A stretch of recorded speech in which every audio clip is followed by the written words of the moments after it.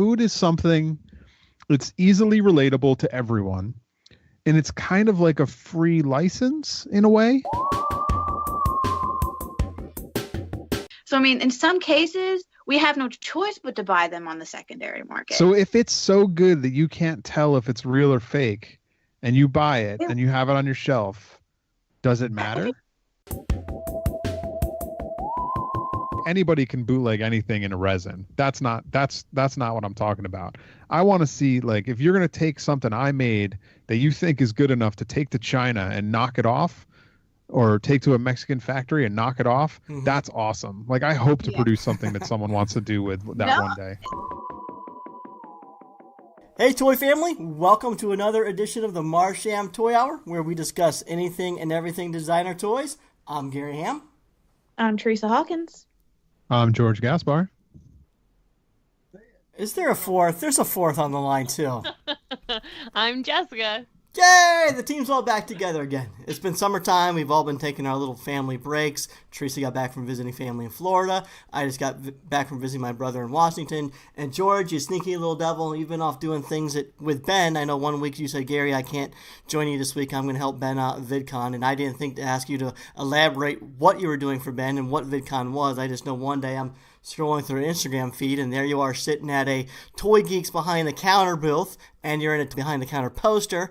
And a lot of us thought you were kicked off the show with them, George, and here you are doing VidCon with them, and you're in the poster. So, George, what's going on? What's with all the secrecy? You're a traitor to your own kind. Yeah, it was a last minute switcheroo. One of the other guys is not going to be on the show for a while. He took some time off, and I'm coming back in to fill the seat. And then VidCon just happened to be at that about same time, so I had to miss last week. And then you were gone, or I guess I missed 2 weeks ago, and then you were gone last week, so we didn't do a show. And but yeah, we've actually recorded 4 episodes of Toy Geeks with me back, and 0 of them have gone up so far. So. Is that because the editor was the guy who left, the bearded Jack? I think he was the one that did all the post work, right? Yeah, Jack was doing all the editing, and he's the one that's taking the break. And we found a new editor, and she was all set to do, like, we recorded the episodes, and then she went on vacation for 3 weeks, and I think she got back yesterday. So we have all these episodes recorded, but she went on vacation, so I don't know when she's going to get to them. I don't know. I'm guessing one may go up this week, possibly. I don't know. Are they time related? I guess recording 4 at once would be tough, so are they time related? Well, it sucks because the first 2, we didn't do all 4 at once. We did 2, and then it's like we just did 2 more. So the first 2 we did, they're going to seem old by now. I mean, we did a little, like, a shout out to Whitney at Rotofuji, and that's going to be long past at this point. I guess it doesn't ever go out of style. I mean, you can always remember Whitney, that's fine, but it was meant to be a little more timely than that. We're not meaning to dig up old things at that point, and I don't want to reopen any kind of wounds if that hurts people's feelings. I hope it doesn't. I hope people see it as a good thing. Hopefully none of the things we talk about, like, I think Toy Geeks has never really been a topical show because they've always kind of recorded 2 at a time.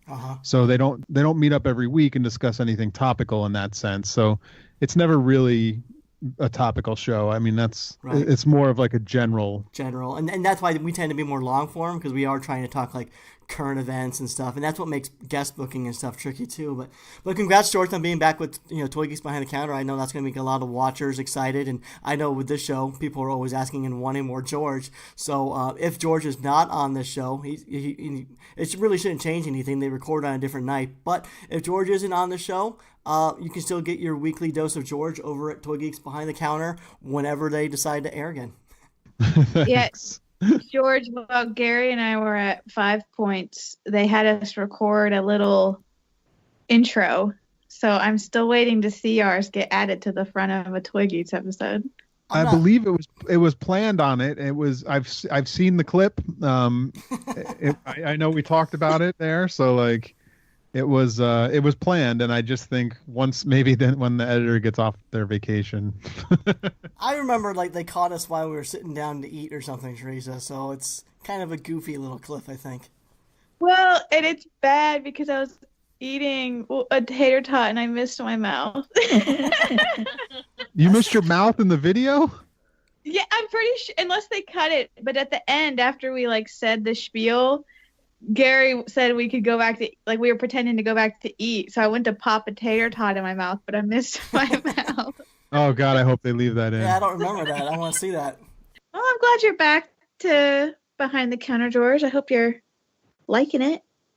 Yeah, I always like doing that stuff. So, like on this show, we don't really open anything. We just kind of talk toys. So it's nice to be on. It's nice to be opening stuff too. Right. I think you guys are doing what a lot of our listeners have suggested us doing, which is going video format and showing toys and customs and reviewing them live. And we just can't do it because we're each in a different state and we just record via a Skype call. So anyone who wants like a more of a video format, I highly suggest checking out Behind the Counter. It's a weekly show. It's only 30 minutes long. It's a lot of fun. You can watch it from YouTube or go to toygeeks.com and watch it from there. And also this season they added 2 new players. So they've added Jack of Vinyl Pulse, which is a toy blog, and Sarah Jo Marks from DKE Toys. So now it's a really well-rounded and knowledgeable foursome of toys.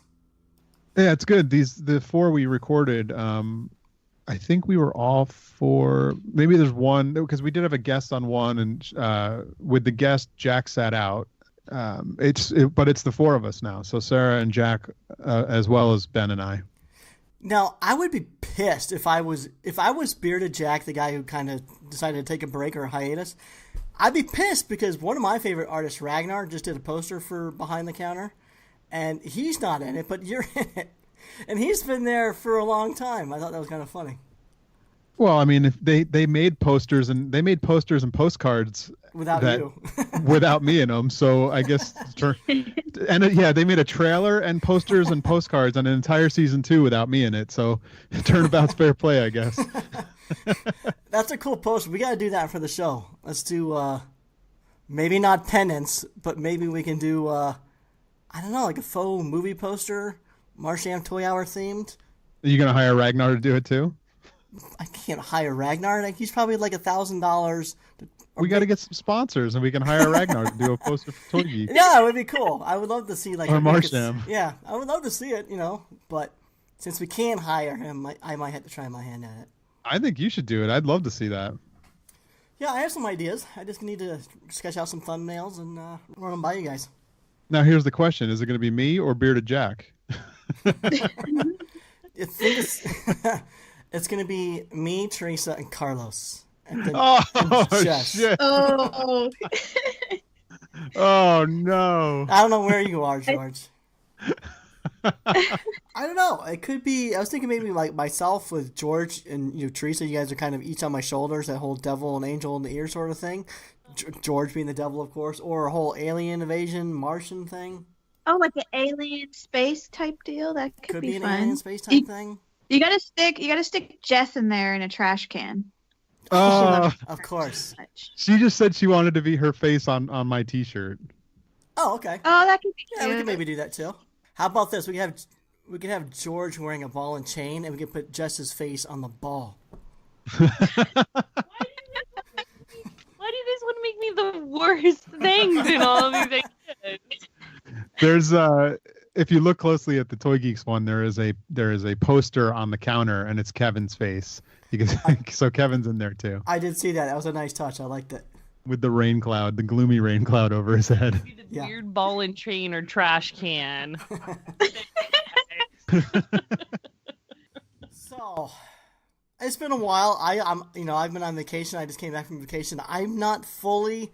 When I go on vacation, I tend to stay away from social media. I might peek in for 5 minutes here or there before bed or something like that. But I feel a little out of touch. I know there's been some leaks for San Diego Comic-Con coming up in a couple weeks and some other things. But did you guys want to do leaks and sneak peeks, or what do you feel like? It's probably only Teresa that would have something. I haven't looked at anything.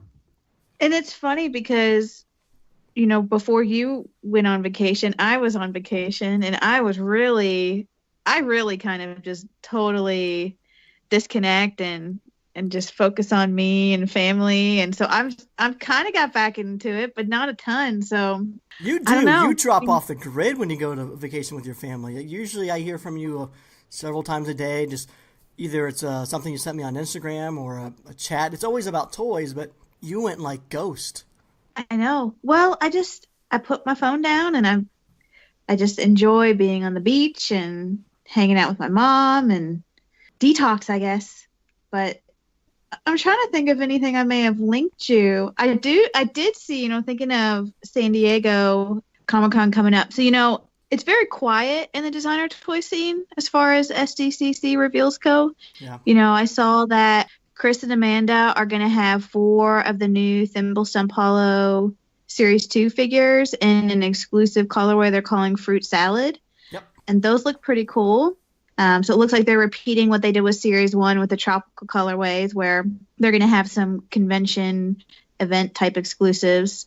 Then obviously they'll have other colorways as well. But another one that was pretty interesting, I think I shared with you, Gary, was the Luchu Possessed, the remake. The Honey Bear colorway. Yeah, that Honey Bear edition. That one was really cool. You seen that, George? The Honey Bear Luchu Possessed?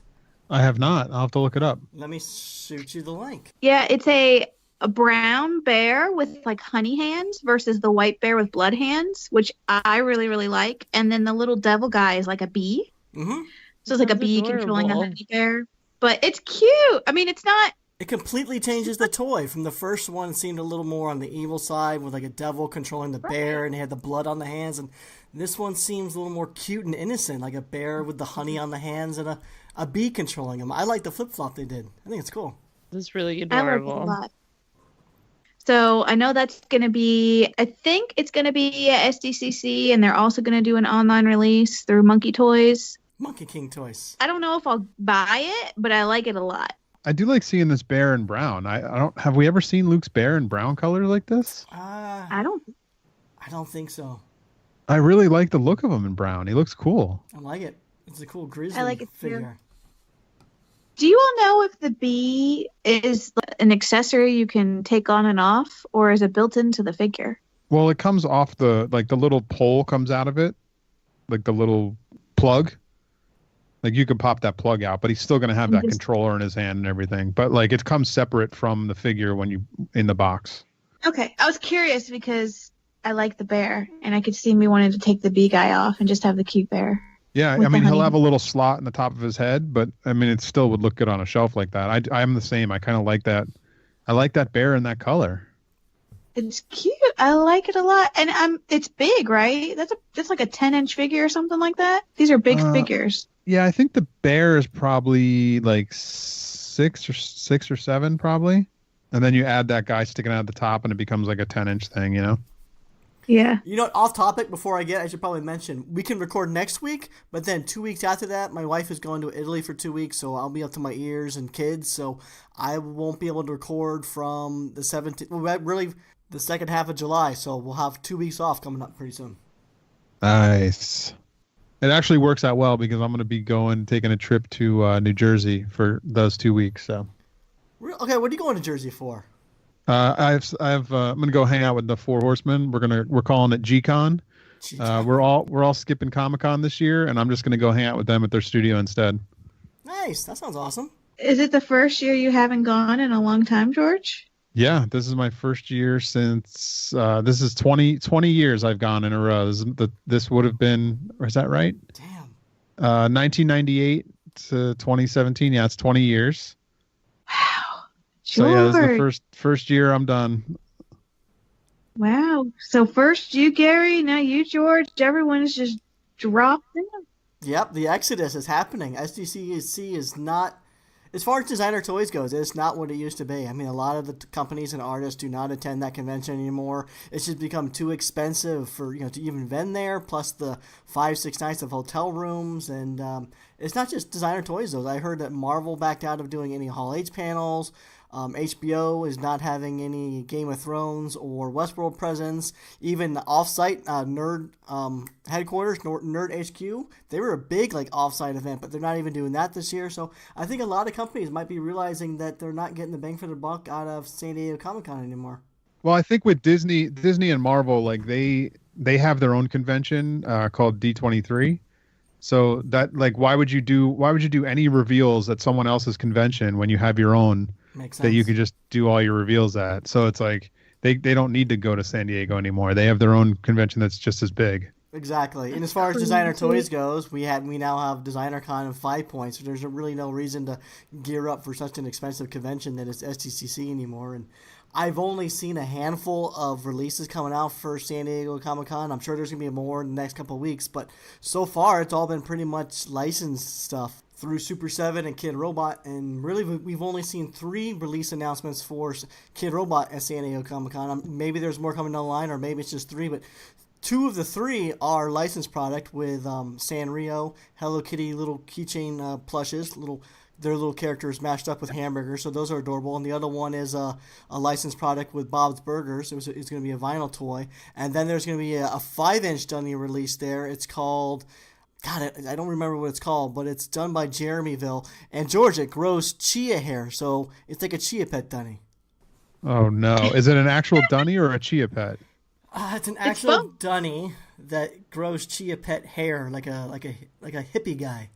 So he's going to grow an afro out of chia. Is it a license thing? I don't know, but in the tagline they still use the chia, so maybe it is. I wonder, because like Super license? 7 did license Chia last year, didn't they? Not last year, but they did. It was probably several years ago, but it was a Chia Pet Masters of the Universe Mossman figure. And that was really cool. That worked perfect with Chia. So like, I wonder if it's a licensed Chia thing. That's crazy. But I mean, that's kind of what Comic-Con is, and that's why independent guys don't really work there. Comic-Con is really for licensed, pop culture stuff. That's the perfect place for Super 7 to release all this He-Man stuff and Universal Monsters and things like that. Like, and the same thing with the Dunnies. Like, if you have licensed Dunnies, or if you have licensed, characters like that, and places like guys like Funko to have those big licensed pop stuff, like that's what Comic-Con is. It's a pop culture convention. So it's like, it makes perfect sense. And then for me to be there doing this little like, oh, I made this creature, would you want to buy it for $2? Like, no, like nobody gives a crap. Like, it has nothing to do with like the people walking around.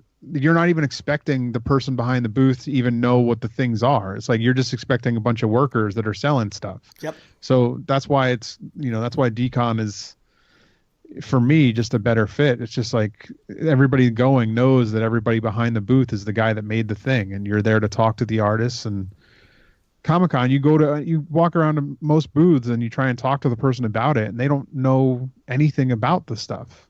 Like, they're just there to sell you the thing. Well, yeah, and with that in mind, I mean, you talking about it being all about licensed stuff, it makes sense then looking at the Kid Robot items that they're going to have, because it's all, well, the Dunny kind of, but I mean, it's Hello Kitty, Bob's Burger, and then there's this Chia, which is kind of a semi-licensed thing if they did it that approach, but that's it. And I remember I looked at this link, I was like, that's it?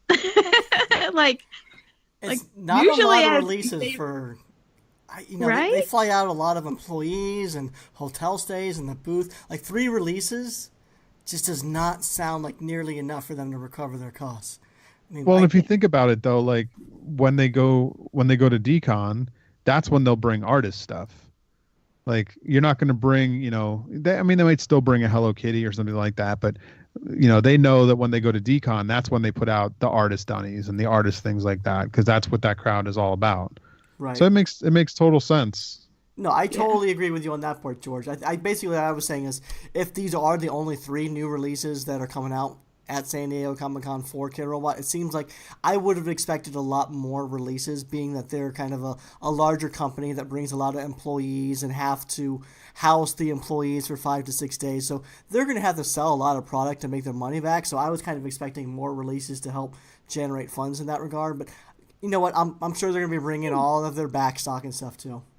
Oh, yeah, I was going to say they're going to bring other things. I'm sure that they'll have Andy Warhol Dunnies on the counter and, all the regular stuff that they have as well. And anything else licensed, I'm sure they'll bring.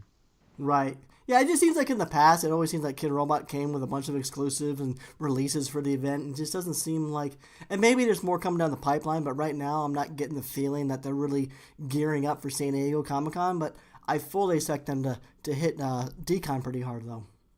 Yeah. Either they're wanting to move away from the idea of exclusives, or they're just not seeing San Diego as a major priority, or maybe they just don't have a lot of licensed stuff in the works that's ready to go. I don't know, but I was surprised that it was such a short list. It just seemed small. Could they not have announced it all yet? Could there be more to come? I mean, sure. It's possible. It's totally possible because the 3 that we mentioned, George, we found on the San Diego Comic-Con exclusive blog. So, there's no saying that Kid Robot didn't, divulge everything to San Diego Comic-Con and plan to release a few releases on their own social media.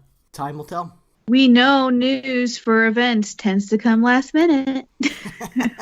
That's true. That's very true. So, have you guys noticed all the food-themed and food-related toys coming out recently? So we just mentioned the Sanrio characters being mashed up with hamburgers from Kid Robot, and several other artists and companies are also doing hamburger-themed toys. And last week we saw several fried chicken toys coming out from different companies and artists. And then at DesignerCon, we pointed out that we saw several different sushi monster toys and a lot of different ice cream-related toys coming out. And the food-themed is hot right now.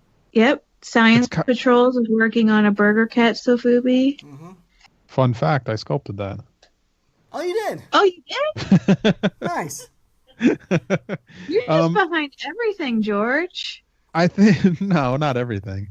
I think that food is something that's easily relatable to everyone, and it's kind of like a free license in a way, in that way, where you can you get the automatic. Everybody knows what a burger is. Everybody's got an affinity for a burger, so why not make a burger? Same thing with that sushi. You have a built-in audience of guys that love sushi, or people that love sushi, not just guys. People that love sushi, so they're going to be like, "Oh, I want that sushi toy for my desk." It's like a free license. Totally agree. Yeah, So- I mean, I don't mind it at all because I love food-themed toys. I own a lot of them, and I'm more than happy to buy more. So, Food-themed toys is the new skull. you think? Or Maybe the right new now. monkeys, the new bunny, everything, either animal, skull, or food. You got your instant audience. Mm-hmm. Yeah, I was actually we had shared that Scott Tollison so he was doing a food themed item for the fried chicken, and he was showing a sketch, and I thought that was actually his final sketch, but apparently it's like a work in progress, and he posted a new one, and I'm a little sad because I kind of liked the first one because it looked more like a monster with a fun little grin, and now he's gone and made it like an angry chicken, and I want it to be a cute monster. Well, come on. The first one was not a Teresa toy. You still wouldn't have bought the first rendition. But it was pretty funny that we saw 3 fried chicken leg toys announced in 1 week. So we put it up on the Facebook group, asking, who wore it better or which one do you crave the most? Well, it's funny, there were 2 Burger Cats announced pretty much at the same time too, which was funny. Yep. Oh, what's the other one? I don't know. I don't remember what the company is that made it. Do you know, Gary? I don't remember, but I remember mentioning it previously that, yeah, there was 2 Burger Cats, almost done at this exact same week.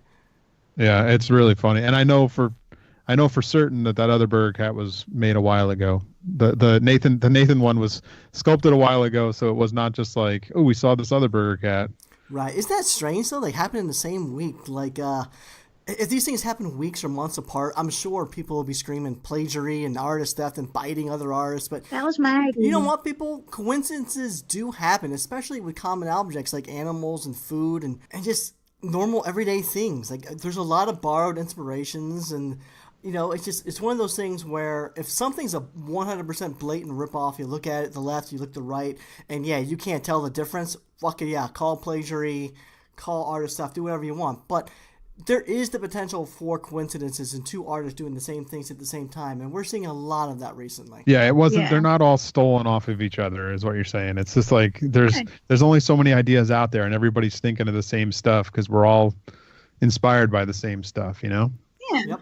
There's a watermelon little Scoopy, and they just did a watermelon bread cat. It just is I'm not ever gonna look at those and be like, oh, they did watermelon. You can't do watermelon. I mean, it's cute. It's fun. I liked it. Yeah, and I would say that's a pretty mild or tame example of it being two very different toys. They're just having a sort of skinning of a watermelon. But I'm thinking of something that's a little more closer to home, something that's a little more similar. Like I would say recently, the last couple of weeks, we saw several, maybe 3 or 4 different versions of cat burgers out there. Also, more recently, we saw the Bao dumpling character that Scott Tolston designed for Pauber. What also just happens to be that anyone saw Incredibles 2 also got the pleasure of seeing that adorable little animated short at the beginning of that movie.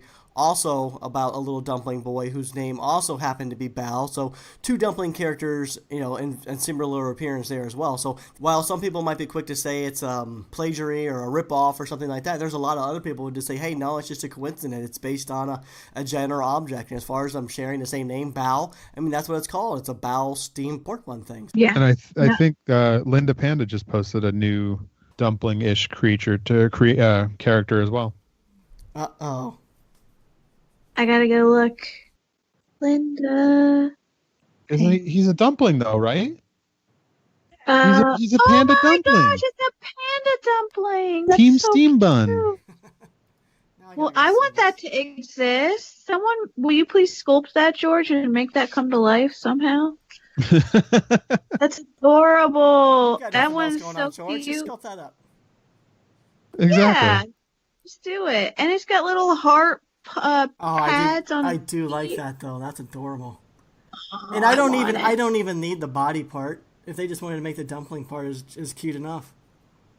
Oh, and it's based off of her son. That's so cute. Not sure what I'll create. Books, merchandise. I'm gonna reply all the things. So George, could you make a mold of a dumpling, a real dumpling? That would be tough. I know when we saw the fried chicken legs, I was like, George, these are probably going to be the same size as the toy, so could someone just go to KFC and just mold a chicken leg that they got there? And you're like, well, they could, but it would probably look much better sculpted. I bet you there's a way that you could mold an actual dumpling. There'd be a way. So, if someone actually wanted to take a food item and make a mold of it, how would they do that? Would they have to freeze the food or coat the food? Sorry, there was a plane that went overhead and I could not hear a word you said. I said, okay, so if someone actually wanted to try to mold a food, would they need to coat it or freeze it or prep it in some way before they just douse it in molding material? Yeah, there'd be ways to do it. You'd have to coat it so that it was, because any of this stuff has moisture in it. Moisture can mess up the silicone that you're molding it with, but yeah, there's ways to do it. You can crystal clear it, or even do some kind of a hardener on top of it. That would make it a little more solid. But yeah, there's ways to mold it. Because you would get you have to make the mold and then you pour the rest in, because you'd want to avoid pieces of food getting in your mold, right? No, I mean, well, did you ever see the little figure I made I called it Brocodle? It was like a little spiky guy, little tiny 1.5 inch tall spiky figure I made. I have not. So. Okay, Maybe. so expect a package in the mail. I'm gonna mail each of you a couple of these guys in a couple colors. Right on. This figure, I actually made it I got a package. For a minute there, I subscribed to one of those box a month thing where they send you a box at your doorstep and it's, a bunch of food and you're supposed to just it's all just different fruits and vegetables kind of thing. And you just, instead of going to the grocery store, you just get this box at your doorstep. So one of the boxes I got was this head of this food that I had never seen before. And it was this geometric, spiky broccoli stuff.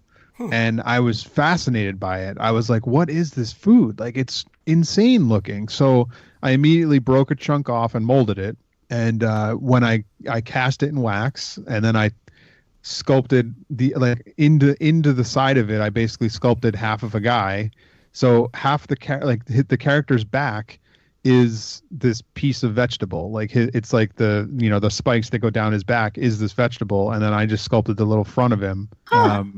So it's, cool. the figure itself is molded straight from a vegetable. And So when people see it, they're like, "Did you sculpt all this?" Like I was just like, "No way, I would never sculpt that." Like it's perfect geometric cones that are amazing. That it's sculpted by nature. Like I wouldn't want to do that. Like especially at that size. Huh. So I mean, it is possible to take food and mold it, and that mold worked. It would only I was only able to get. I think I cast my wax out of it, and I cast one resin out of it just to have a master.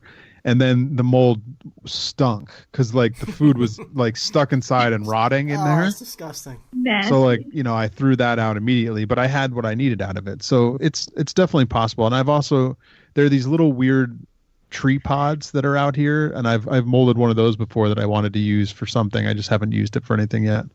Cool. It makes me actually want there to be some kind of challenge, kind of like the blank contest, but a challenge or contest where people have to go out and create something utilizing a found object or food or something as part of this. I think that could be really interesting. It's a fun It could be a fun challenge contest for us to do on the group or something. Right. I don't know. It'd just be cool to see someone think outside of the box and try to take something they find, mold it, and add to it. Could be cool. No, that'd be a fun challenge. And speaking of the Marsham Toy Hour Facebook group, plug. Last week we were talking about on the show how we've been getting new members, but we have 3 simple questions for people to ask, but people wanting to join just aren't answering the questions. So I think it was just a couple nights ago, Teresa, you texted and said, "Hey Gary, there's 8 new people wanting to join but haven't answered the questions." Oh, more than that.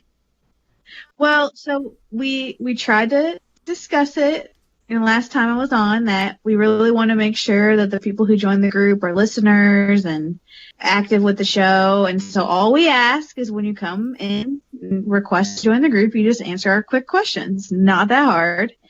But we've gotten an influx of people requesting and no one answering the questions. I'm like, Gary, should I slam down the band hammer? Am I going to just say no and mass decline? And it's like, that's what we decided we're going to do. So I'm just going in and hitting decline all on all these poor people. So I'm sorry if you've tried to get in and I have declined you.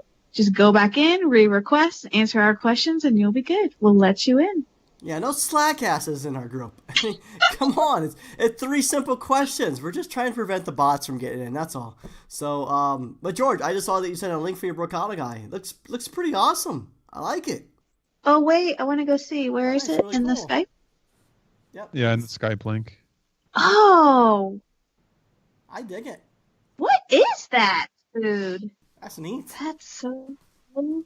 He's awesome. It's like your own kaiju, George. Yeah, but really tiny. Is. Oh my gosh, this purple and red one. Oh, that's a custom someone did. Yeah, there's been a bunch of paint. People have painted it, and then one dude got a tattoo of it. I think is the tattoo in that link there. Oh, there's a tattoo. I don't see People it. are hard. It's there it down. is. It's I down see a it. bit. That's a nice tattoo. Yeah, the That's tattoo is amazing. Huh. Trying to find. Is it deep in the link? No. Oh, whoa. I guess he just found it. I think guess that's I'm just not the Russia, right too. person for tattoos. Tattoos I know are big in our scene, but do you have tattoos, George? I know Yeah. you don't. Oh yeah, he does. Yep. Are they all toy related? I don't think, and I have one that's kind of toy related, I guess. Your elbow joint. Oh yeah, that's toy related. I forgot about that one. Which one? His elbow joint. So he has it's a tattoo. So it looks like his arm is actually 2 parts of like an action figure. It's an action figure articulation. Oh, that's awesome. Here's a question: do I have any tattoos? Heck no. Do you think I'm too straight laced to have a tattoo, Teresa? I was gonna say I could see you having one that's hidden on your leg or something. I don't. You have a butt tattoo. Well, because you were a skater guy, I could see you doing that. No. I love that you totally don't think I would ever have one, Teresa. So I don't know. It's just one of those things that I just don't think I could ever commit to having one. My tastes always change, and 5 years later I can see myself not liking the one I just got. So I don't know. I don't see myself ever getting one.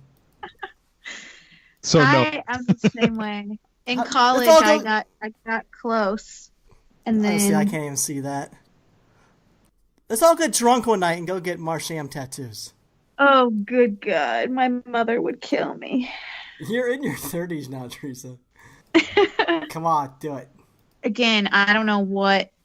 I'm not the kind of like, if I ever did a tattoo, I'd want to make sure that I really, really liked it and would be okay with it. So I wouldn't want to go just get like a thing for the sake of getting one. If you did get one, do you think it would be toy related? Did you see yourself reaching out to one of your favorite artists, like Rhinak or someone, and getting permission and just I don't know. going that route? I have no idea. I mean, I could see getting a Bailey related tattoo, maybe a dog one. Okay. I could see getting a toy one. I could see getting, I don't know. I like the idea of tattoos. I feel like I would enjoy having them, but again, kind of like you, I'd worry about regret or changing my mind on it later. And I also don't know if I could deal with the permanency and the pain. I worry about how painful they are. They're really not They hurt, painful. George. Well, it depends where it is, though, right, George? Yeah, there's more sensitive areas, but whenever I try and tell people what they feel like, it's kind of like, you have a razor blade, right? Yeah. Take a razor blade and turn it to the other side, so the side that's not sharp, but it has that like little bit of a corner to it, and just drag that corner. You don't have to press very hard, but just drag that corner over your skin, just in a little patch, like where the tattoo would go. And then do that for like an hour and just keep dragging that thing over that piece of skin for an hour. Yeah. That's kind of what it feels like. Okay. Sounds terrible. Now, I don't know too many people that actually have them, but the ones that I do know that have gotten tattoos, they had to go multiple trips for that same tattoo. So like just to make it more vibrant or something like that. No, it depends. I mean, some tattoos are in one sitting, and if the bigger tattoos, though, you're going to do an outline first, then you color it in. But it doesn't always have to go that way. Most of my tattoos are one sitting tattoos. Now, is it like a teeth cleaning? You know how you go to certain hygienists and you might get someone who's having a bad day and they're just like tearing the shit out of your gums? Or you get the nice, gentle hygienist who like takes her time and does things gently. So are the different like tattoo artists, can they be more gentle to make it less painful for the person? Yeah, I mean, there's definitely different art. Like each artist has their own like a little bit of a style or technique. I'm sure the thing is you can't.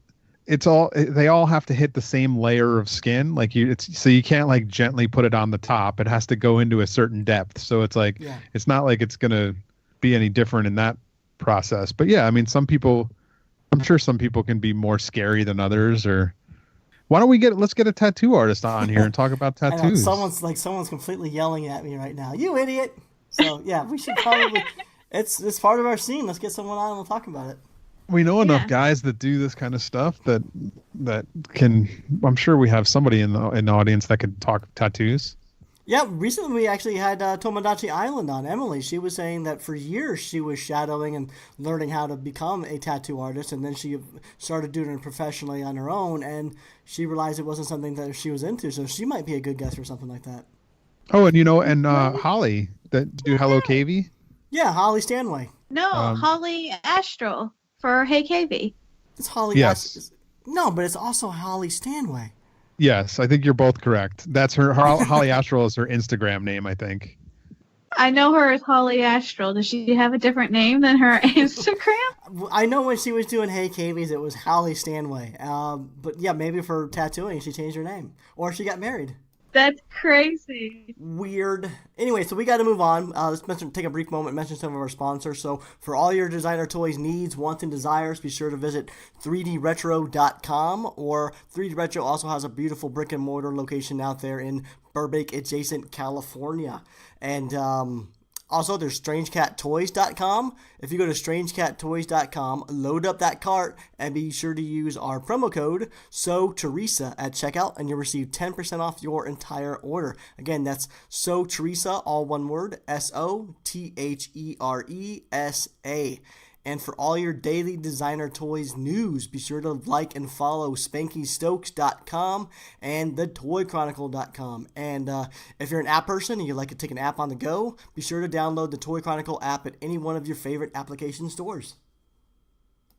Earlier we were talking about SDCC, and another company going out there is DKE Toys, which is Dove Keller Enterprises. And anyone who's been familiar with DKE Toys, they like to go out to several conventions every year, and they bring a lot of like bootleg toys with them. You know, original hand painted and hand casted resin toys, probably kit bash from different action figures, and they always represent different political ideals or just a mix and match of different characters, like toys that you wouldn't find in the big box stores, but artists are really into it and they create what they would like to see in a backer, out of an action figure, and they come up with some really creative backer boards. So that's awesome that they'll be there. So if you're into that sort of stuff, check it out. But I have a question for you guys. So on the other side, like this is a completely different type of bootleg. This is more of the pirated type that you're going to see people making mass productions of out of vinyl and stuff. And so recently we've been seeing artists like Kenny Wong and Cause and Lu Chu and some other popular artists, even the Android collectibles and stuff have been pirated to the point of where they're just straight up bootlegs and trying to make reproductions of them in vinyl and in mass production form. So I'm curious, what do you guys think about like the real pirated mass produced bootlegs? I mean, the things that are ripping off artists and other companies and the things that are doing well. Are you guys okay with companies doing that, or would you ever buy a bootleg? I know a lot of people will say, hell no, I'll never buy one because it's not supporting the original artist and it's ripping it off from the artist and the company who's making it. Or, I'm curious. What do you guys think? Who wants to go first? I need a minute. So, Bailey. George. Bailey will go first. Instead of me throwing up, Bailey just threw up. So. Bailey hates bootlegs. It's cute how she's doing the throwing up for you. That's nice. So I don't even think we mentioned it. I'm not feeling that great. And I thought, oh gosh, I could get sick. And here Bailey just threw up all over my couch. So give me a few minutes to clean this up, please, if you all don't mind. Okay. Hold, please. Wow. Oh, it smells so bad. So that's amazing. This bootleg question I had for you, George. What do you think? Buying a bootleg, is that disrespecting the original designer, do you think? Well, here's the thing. Like, chances, if your thing is getting bootlegged, that means you're doing something right and probably selling a bunch of something. No one's bootlegging the thing that doesn't sell. Yep. Like, there's nobody out there bootlegging my brocodle. I sell just enough of them. They have the fans that want them. They are able to get them, and that's all that's made. No one's gonna bootleg that figure. So if chances are, if your thing is popular enough that China is noticing and bootlegging it, then you're probably already selling enough that you, at that point, should you even care? Like, is it going to hurt you at all? Like, probably not. Like, is a bootleg cause going to hurt a cause sale? No. The people that want cause are still buying cause, but the people that can't get the cause, the real one, they're now able to get something, like, so it kind of opens your audience up a bit. Like, I think it's just going to build your audience. I don't think Cause is losing an audience because there's a bootleg of his figure out there. Yeah. I think he's gaining fans. He's gaining audience because those people now have a piece in his collection, and it's like, well, crap, I have the fake one, but man, next time he releases something, I got to try harder. I want the real one now. So I think it's just going to help build your audience. Okay, but wait. And I'm cleaning / talking at the same time. Here's the thing. Here's my dilemma with it as a collector, though, George, because I agree. But what I think it's tricky is when the fakes and the real start getting mixed together. And if I, as a collector, want to make sure I'm getting a legitimately made Cause or Instinct Toy or Sofubi or what have you piece, and there are fakes out there, and they start getting mixed together and it's not clear, I don't know. I think it gets tricky because what if you go on eBay and you're trying to get a piece and you spend $200, $300 on an Instinct Toy and then you find out you bought a fake? I mean, I'd be pretty pissed. If you're buying it on eBay, you're already not supporting the artist. You're supporting some secondary flipper. So at that point, you deserve the fake. No, because there are some times, George, where we have no choice because things are sold only in an Asian convention or they only made 100 of them and it was lottery style or whatever. And I tried to enter the lottery and I couldn't get it. So, I mean, in some cases, we have no choice but to buy them on the secondary market. So if it's so good that you can't tell if it's real or fake and you buy it and you have it on your shelf, does it matter? But see, it does. But how do you know? Okay, so I'm going to jump in here because I see both of your points totally. Okay. Like, I would hate to go on a secondary market and pay astronomical prices for something and later learn it was a bootleg. Yeah, I would be pissed. But On the side of that, I agree with George. Like I don't own any bootlegs, but I think I probably would buy a bootleg at a much reduced price as long as I knew it was a bootleg, and long as it was somewhat similar looking. I know there's a lot of bootlegs out there that are kind of retarded looking, like that Molly one that someone bootlegged. It looked ridiculous. It was actually kind of funny looking. I might actually buy that one though because of that. But I'm the kind of collector that probably would buy a bootleg at a reduced price and less hassle to obtain the item. But I think a lot of people would frown upon me being that type of collector. Yeah. The difference, though, See, it's different though because one, you'd know it was a fake, and it's just for your personal collection. Where I start to have more of a problem with it is when people are trying to pass off fakes as real to flip and make money, which you wouldn't do. Like you'd say, I think that that's a different category and a different topic, because what he's talking about is buying the bootleg for the bootleg's sake. We're not talking about buying we're not talking about the thing that someone's trying to pass off as real. We're talking about trying to buy a bootleg. So let's take your dilemma out of the equation, Teresa, because I think that let's talk about bootlegs as bootlegs instead of someone trying to trick you. Okay, so you're saying if I knew it was a bootleg. Yes, so they're bootleg. It's a bootleg, and it's the bootleg on eBay as a bootleg, and you're not being tricked into buying it. It's there for you to buy if you want the bootleg version of the thing that you can't get. Would I do it? I think I'd still struggle with it, but if it was super cheap and well done, I could see me considering it maybe. See, now I go the other way. I want it to be bad. There is something to that. There is something to that. So you want it to be like a really oddly misformed version of it because is it just funny to you, or do you just like collecting? It's way funnier if it's a terrible version of it. When it looks just as good as the real one, it's like, well, I might as well get a real one then. But if it looks like janked out and like what is this thing? Like I'm more likely to buy that. Like I have a really great set of Ninja Turtles downstairs that I can't remember what they're even called. It's like superhero tortoise or something like that. But like I'll post a picture and we'll share a picture of this when this comes out. Because they're amazing. And it's a total, China knockoff bought in Olivera Street, which is where all they come from Mexico. All the Mexican bootlegs come in, and they're awesome. But they're awesome because they're terrible. Like you would never mistake them for a Playmates Ninja Turtle toy, and like that's the kind of stuff. That's the bootleg I like. I like the ones that are like overly terrible. It's not hurting Playmates' pocket. No one's buying this thinking they're getting a Ninja Turtle. Yeah, no, that's a good point. I mean, it's hard for me to even think about it because I've never done it. I could theorize about what I would do, but considering how I buy stuff today, I think the likelihood of me buying anything bootleg is probably pretty low. But I do think it would be funny to find some goofy looking things of things I want just to have them on display for the sake of it. Yeah, you know what, George? If I did collect bootlegs, that might be the direction I'd go because the really goofy looking ones they're just more obviously bootlegs, like versus the ones that are very similar looking and you almost can't tell. That's just so more deceiving. And I'd rather have something that where you look at it and it's a bootleg and you paid less for it, but it's just so silly looking.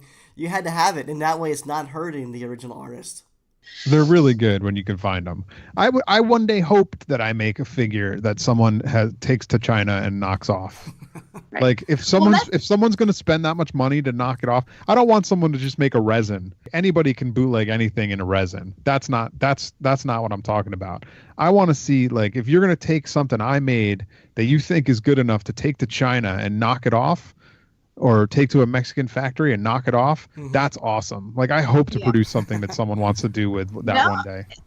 It's a great point. I always feel like, the artist or production company knows they've made it when they start seeing fakes and bootlegs out there. Because I know I've seen them for Instinct Toy. I've seen stuff from Unbox. So, yeah, I mean, maybe it's just a sign of fame. You're like, yeah, I'm good enough and cool enough that people are starting to try to create weird fake versions of my things to sell off and try to knock people off. So I buy bootleg Lego on eBay all the time because like Lego doesn't make Edward Scissorhands, but China does. Yeah, that's a good point. I don't have any bootlegs in my collection. I might have to add one just to say I have one. George, you're more in the know than Gary and I. If we were to go start, do you buy them off eBay typically? Like if I wanted to go actually try to find bootlegs, what's the best way to do it? Alibaba. Alibaba? Yeah. That's not trustworthy at all, though. Yeah, but like you're spending so little, it's worth the risk. Yeah. You know what? Sometimes, Teresa, also, like Instagram, you'll be scrolling, you'll see like a sponsored link for 50% off such and such. I even saw one for like get great discounts on college toys. Those are always bootlegs too. Oh, there's so many of those. Somebody on Alibaba, some factory somewhere, took the Cause Moon Man from, remember when he redesigned the MTV Moon Man for the awards? Yep. You can get the Cause Moon Man, and you can get your very own MTV Movie Award. Sweet. Right on Alibaba, and I think they're like $45. It's like super cheap, and they're awesome. Like Ben's got actually Ben's brother has 2 of them on his desk. They're awesome. You know, I think I've seen those, and I didn't realize that they were bootleg because they are nice looking. They look good. But that's what I'm talking about. So if I ever owned a bootleg, and I probably will one day, I've always wondered if I would be like collector shamed for having one. Well, it's some of these things like you can't buy the MTV Moon Man. Like they don't. That was never even a toy to buy. But some factory got a hold of one and they were like, Cause is big. And they made them. A whole world that I've just not even delved into. Because I feel like even for Cause, when I see people list stuff, sometimes they know they've bought a fake and they call, like, right? They'll like know it's a fake and they'll try to resell it because other people want the fake. Yeah, and that's shitty. Like that's like I'm not talking about that. Like those are assholes. Can we say that word on here? Sure. That's someone who's really being a dick. Like if you know you have a fake and you're trying to pass it off as real, I'm not down with that. I'm not saying that at all. I'm more like in the stuff that like it's bootleg for bootleg's sake. It's production. And that's another thing is it has to be a production thing. Like I like a production bootleg. I'm not talking about a resin casting. I'm not talking about, somebody doing like taking a Star Wars figure and molding it. I'm talking about like production bootleg. There's even a guy, and he was at DCon, was it last year or the year before? And he was selling his bootlegs, like the way people are doing like Star Wars custom bootlegs. This guy's customs were production. Like he took a Star Wars figure and sent it to a factory and made them. That guy was ballsy. Like that's the guy's stuff to buy, man. Because you're taking that's a real risk right there. I was gonna say, I'm surprised they did that. They just took it and produced it. I wish I knew who it was. Like, there's somebody right now who's shouting out a name, but I can't recall any. Like, I'm suck at that stuff. I wish I knew who the guy's name was. I'll try and find out. Hopefully, somebody will know and they can put it in the comments on Instagram or something. Okay. Now, Teresa, you mentioned that you saw some unboxed stuff being bootlegged. What stuff was that? Was it like the ice cream dinos? So I know that the Elfies, I have seen someone, you know those squishies that are really popular right now? The toys that are like squishable, soft rise type things. So someone tried to make an Elfie squishy. I know I seen that Radokim's Box Cat and Bread Cat, same thing. People trying to make squishies and other items of her stuff. I don't think I've seen any bootleg dinos. Those are the two that come to pop in my mind, but I know for sure the Elfies. And I think they actually posted about it, that Unbox shared it to their Instagram because it was pretty bad. So I think it was kind of just like oh, ha, ha, like, you've made it to when your products are being created. Oh, here it is. Congratulations. You've made it when your toy designs are bootlegged. They posted it back in October 2017. I'll grab that link, Gary, so we can share it. But it's... Oh, here, let me grab the link and I'll put it in the Skype so y'all can see it. This Elfie one's a little weird looking. Yeah, I mean, most of the bootleg type stuff, it's a little laughable, right? Like, it's kind of an Elfie, but it's got a goofy little eye and you can kind of tell, and it's a squishy and all that. But I think the more frustrating things, back to like as a collector, if you're trying to buy secondhand or what have you, for Instinct Toy and their mini erosion mollies, those bootlegs and fakes were literally, I mean, they looked exactly the same minus the markings on their feet, like the branding they do to stamp them. That was the only thing that looked different. So that's where I start to get kind of, like, I would be very frustrated if I thought I was buying something real and I found it was a fake and all that kind of stuff. But this stuff, like this goofy Elfie, is kind of silly. But I don't know. I also know there's a lot of artists out there, too, that get really frustrated when they find out that not just toys, but in general, artists, people who make pins, prints, what have you, get pissed because some shirt company out there started printing it or some Chinese company started doing that. And I don't know. I know a lot of people get upset when they see their property taken and they're trying to make money off of it. So, yeah, I mean, if a lot of that stuff like designs, if they get stolen and put on, that's a whole different thing. Like that's because it's so easy for someone to just snap a picture off the internet and start putting it on a t-shirt, and like it's just like that kind of stuff I don't like. I don't like when, because that person's probably not making anything off of it. That's just someone liked that image and they stole it. For some reason that is different to me. I don't know why. Right. Now, isn't that weird how we have like these double standards? Because really it's not different, because whether it's bootleg or someone just tapping a picture of Instagram and reusing it for a t-shirt, it's really just piggybacking or stealing someone else's idea or an IP. Yeah, but it's just like, do you ever feel like, I guess since you like the bootlegs that are really funky, but I don't know, I could see from an artist's perspective too, them being irked about the idea of there being bootlegs of their work that people are buying. Yeah, I mean, because it's not your quality control. It's not your, you don't have anything. It's not the way you want that thing to be out in the world, for sure. And people are spending their money to buy this other thing instead of buying your legitimate piece. Yeah. So. Have there been bootleg dunnies?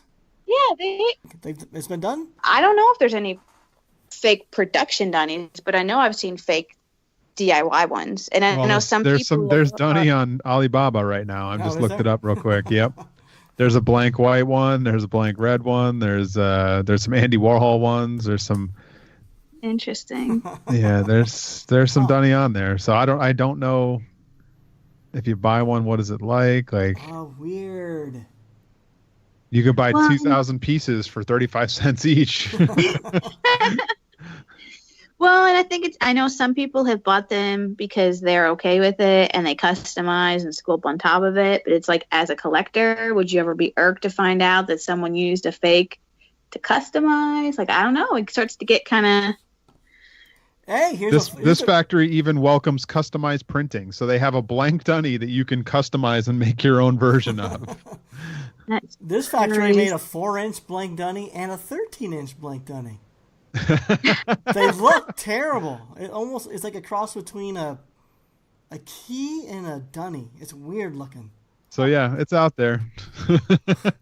Good to know. So we're at the hour mark. So we wrap. You know what? Don't buy them. Don't buy them. So let's go ahead and take a question from a caller. Oh wow, yeah. It's not that designer toy related. It's a little more mainstream related, but. So, George, I think this is probably going to be more of a question for you, but so here we go. Hey, Marsham Toy Hour, it's Jeff Maxfield, and I got a question for you.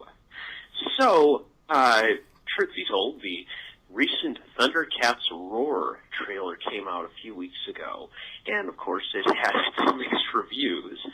Among them, though, one random YouTuber that I found said that this is just something for Funko Pops to make toys out of. So my question to you is, as in the dark ages of animation in the 80s happened, where people were just making cartoons for toys, do you think that this is the new answer to making toys for existing licenses? Do you think people are now making cartoons and other videos and film and television stuff just for the end game of making Funko Pops or anything else? Talk to you later. Bye. Okay, so before before we answer, just I want to make sure I understand what he's asking or implying. Is he basically implying that back in the day, cartoons and stuff were made to help promote a toy, and that he's now saying that a similar thing might be happening where people create a show just with the hope that a toy is made about it in some way? Yes, that right? That's what he's saying. Okay. That is 100% true. There back in the 80s, there was a whole big thing about advertising and toys and things like that. So cartoons were made as toy advertisements, basically, to sell toys. Cartoons were made by the toy company in order to promote their toy. He-Man was a case in point. G.I. Joe, same thing. They were basically half-hour commercials for toys, produced by the toy companies. Okay. So, do I think that that's still happening? Yes, I think that happens with everything. I don't know that Funko Pop specifically is the goal.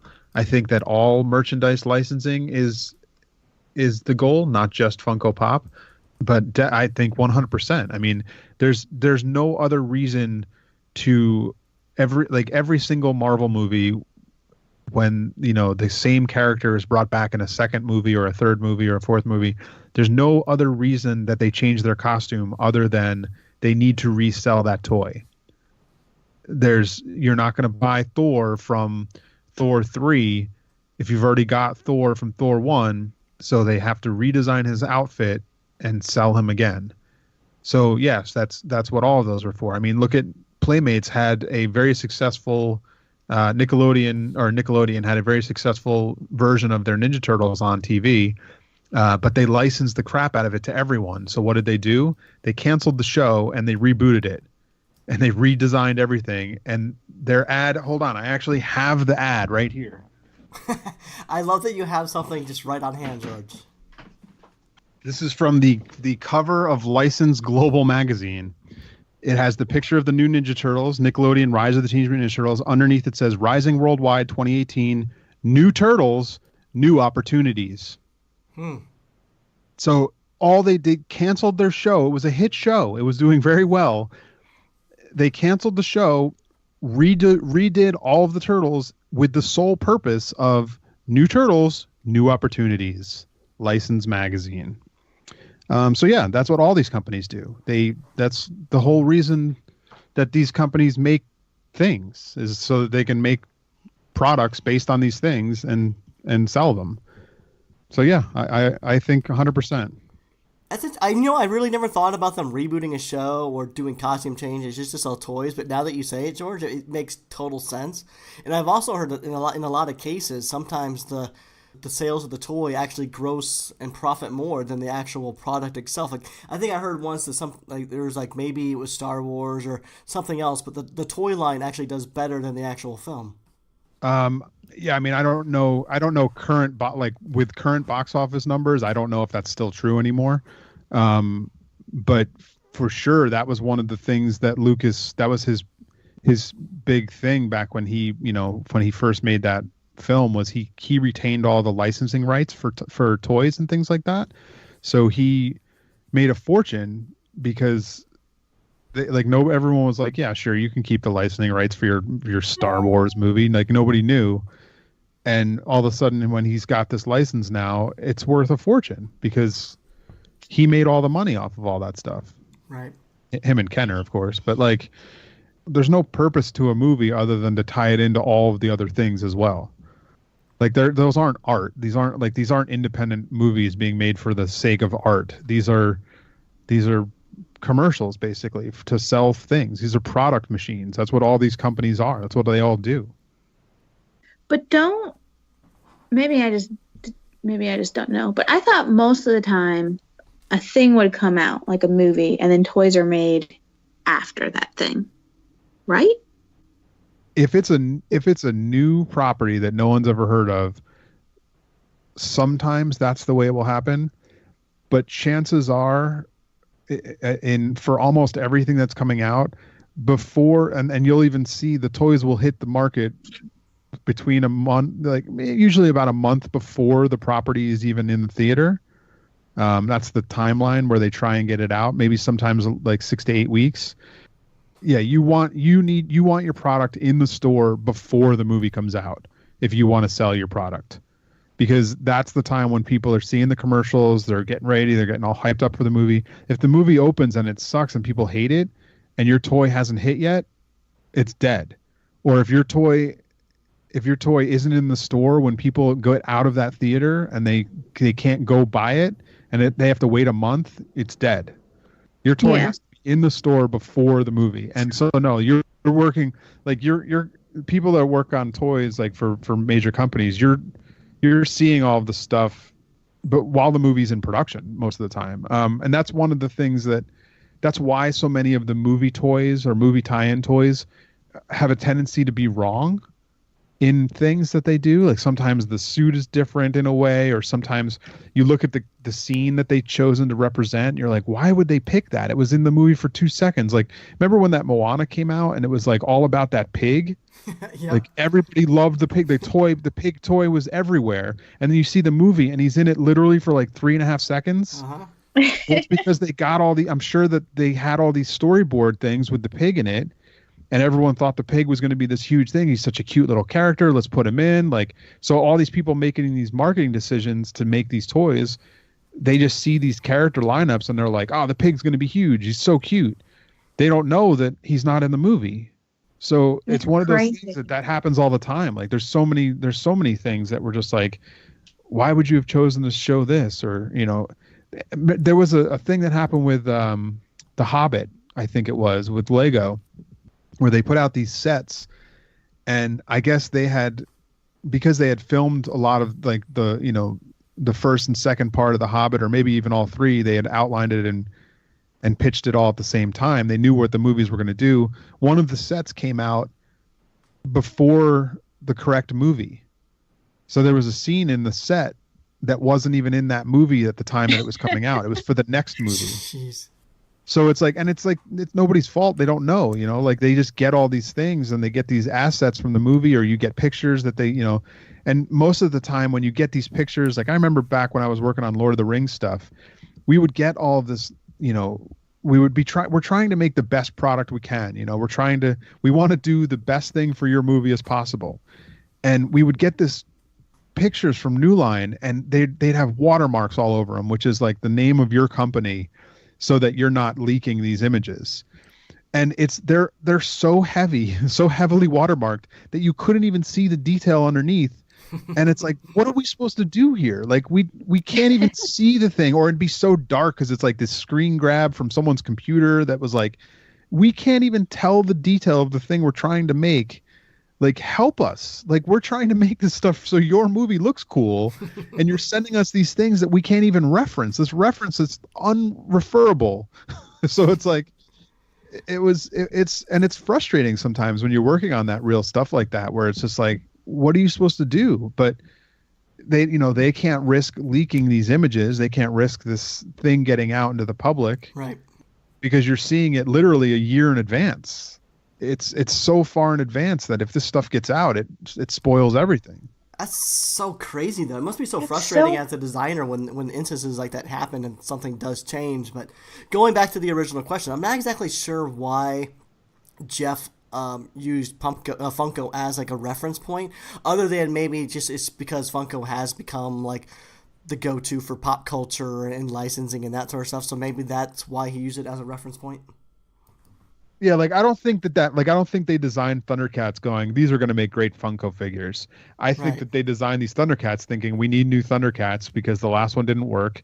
So we need to keep this brand going and we need to be able to make new Thundercats. And then that in turn creates new toys, and that in turn, yes, will probably be Funko Pops as well, because that's a popular brand taking every license right now.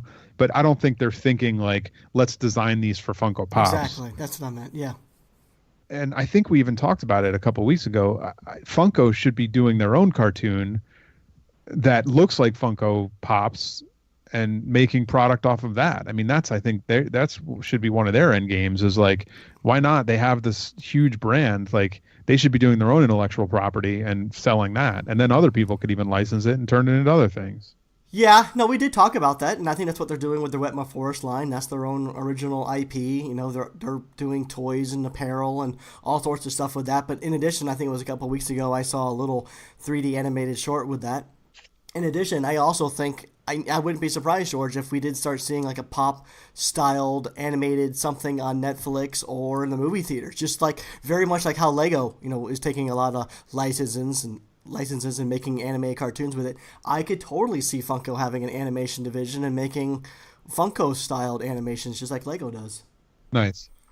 And speaking of Funko, one thing I've also noticed that they can do really quick is turn around a toy production very fast, unlike a lot of other toy companies. So let's say something happened on a sitcom or in current events that week. They can have images of a 3D rendered of that new character or whatever happened on Game of Thrones that week, and then have it out as a pre-order or as a coming soon to the fan base. Very much like how South Park can do that with their their cartoons. You know, they're very in tune with current events, and they can have that cartoon put out that very next week. And that's kind of what Funko's able to do, is really get it out to the fan base super fast.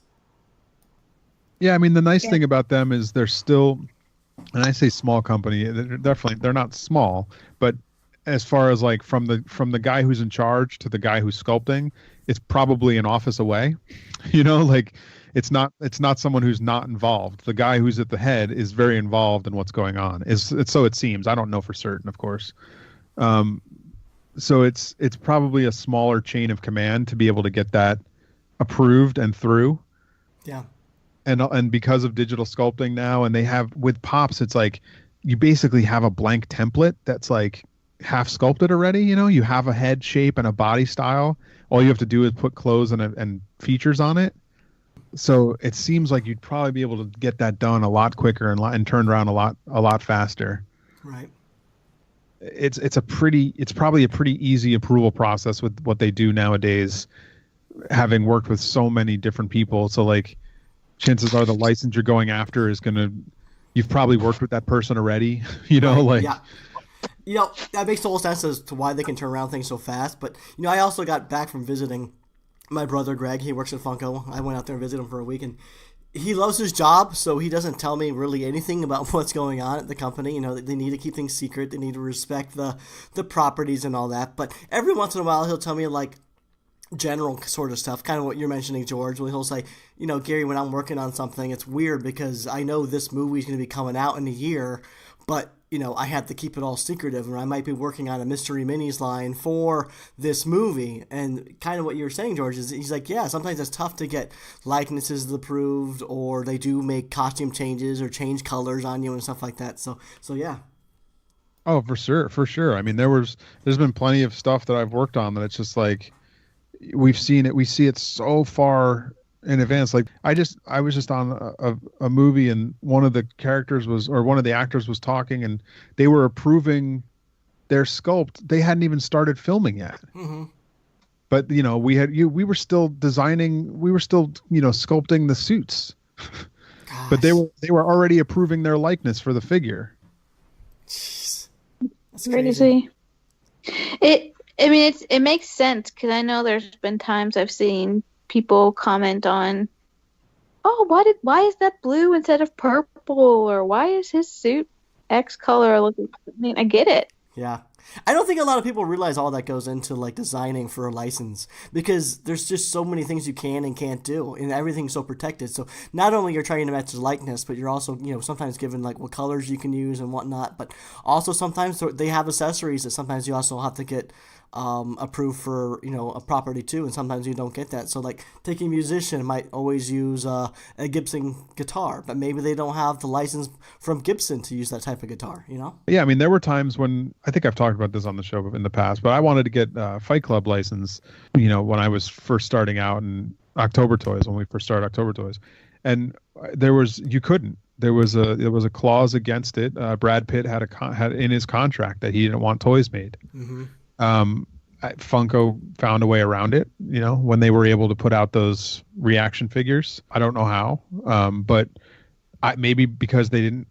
Maybe that's why the likenesses weren't great, Like maybe that's how they got around the thing, was like, it's not going to look like you kind of thing.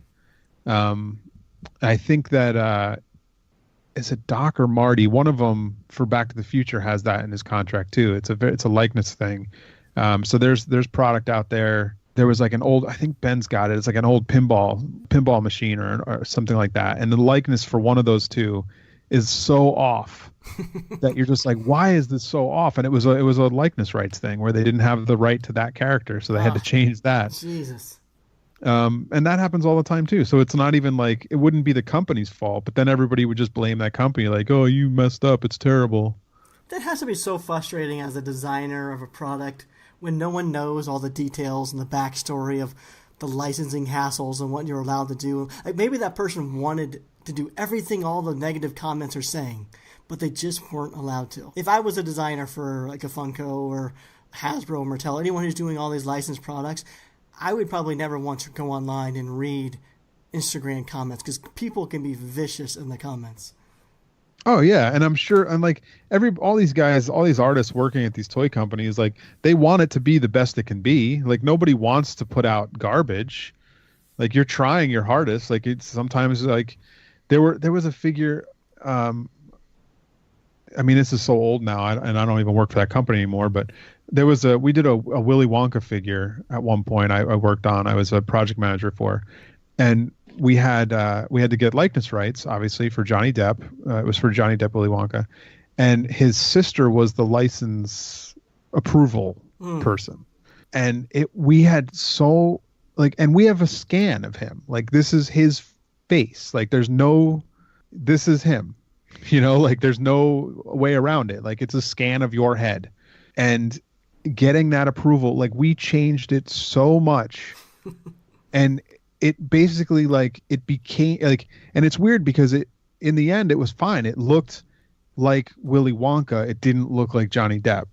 And there's so much in that movie where you look at it and it's like, he doesn't look like Johnny Depp really. Right. So like there's so much makeup on and so much lighting, and there's so much that they do with that to change the shape of his face, that in the end it was the right thing to do. But it's like like, why do we even have a scan? Like this is not Johnny Depp at this point.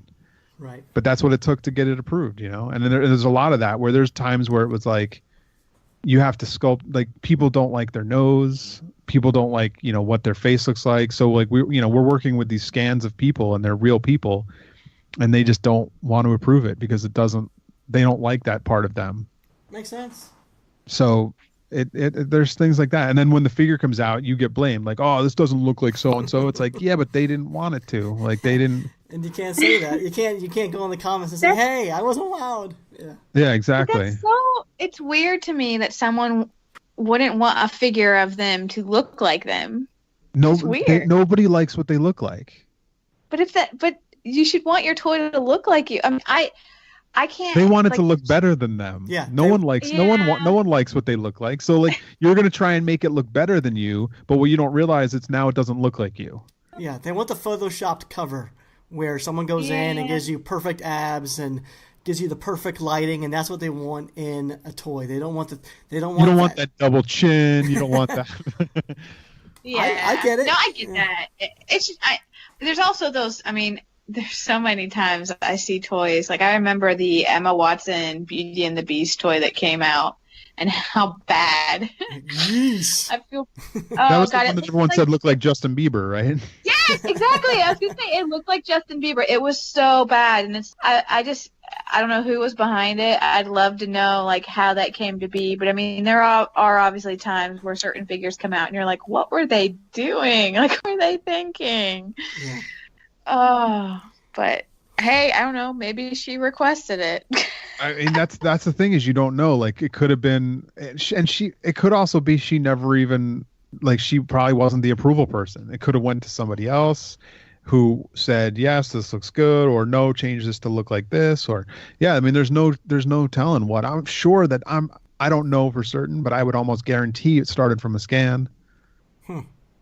Any of those dolls like that, most of the time these days start from a scan. So somewhere somebody didn't want to approve the way it looked, and it just kept getting tweaked and tweaked until it no longer looked like the person. Wow. All right, guys, good discussion, but let's start wrapping it up. So let's each take a brief moment and let people know where we can find us. That's a terrible sentence. So let's take a brief moment and let everyone know where they can find us. George, you go first. I'm at Double G Toys on Instagram. That's enough. Teresa. I am TMHop24 on Instagram, so come find me. Say hi. Teresa, did you ever find a name for the listeners? You come up with one? No, I did not. So you posted about it in our stomping ground while I was on vacation, and then I caught back up. I was cracking up. That was a fun thread. George, I don't know if you saw it, but one of the recommendations was hamsters, and I'm kind of loving it. How is it not just Martians? I don't get it. I know, but I think people are just being goofy. So what I was debating doing, what do you all think? I was debating putting it up for a vote in the stomping ground, creating a little poll. We include stuff like Martians, include our favorites from the listener suggestions, and let people decide. Or we can just pick ourselves, or we just won't name them. I mean, I'm down with hamsters now that I've heard it. It's pretty funny. Then we could have little hamster T-shirts, waving little Martian pendants. All right, now I hate it. Let's go back to Martians. So I still like the idea of keeping our little ham Martian, but if people want hamsters, put it to a poll and we'll see what people say. So I'm Gary Ham. You can find me at Gary Ham on Instagram or superham.com. This has been the Marsham Toy Hour. We do this every week, not because we have to, But because we want to. So until our next transmission, we're signing off. Bye.